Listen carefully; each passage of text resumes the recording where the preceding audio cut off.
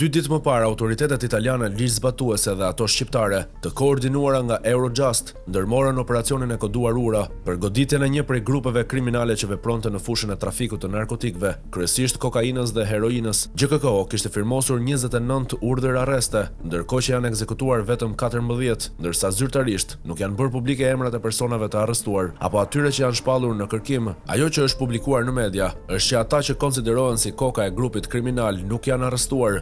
Eksperti i sigurisë Faik Basha tha se kjo gjë nuk mund të thuhet, pasi qoftë autoritetet italiane, ashtu edhe SPAK, nuk kanë ngritur dyshime të tilla. E para është se pjesa më e madhe e hetimit është kryer nga Italia dhe nuk është se ka pasur shumë informacione për institucionet shqiptare. Kemi pasur raste episodike të përfshirjes së BKH dhe SPAK, ndërsa policia është njoftuar vetëm 6 orë përpara se të niste operacioni. Madje ka qenë i koduar, tha Basha. Por si shpjegohet që drejtuesit e grupit kriminal nuk u arrestuan? Basha shprehet se kjo ndoshta ka lidhje me faktin se drejtues të grupeve apo organizatave kriminale për shkak të operacioneve dhe hetimeve të mëparshme, por edhe të përplasjeve që kanë pasur me rival të tyre, janë larguar nga Shqipëria. Ai tha se të paktën në 10 ditët e fundit nuk ka informacione për këto persona, madje sipas tij, kjo del edhe nga vëzhgimi i BKH-s dhe organeve ligjzbatuese që kanë pasur si detyrë mbikëqyrjen.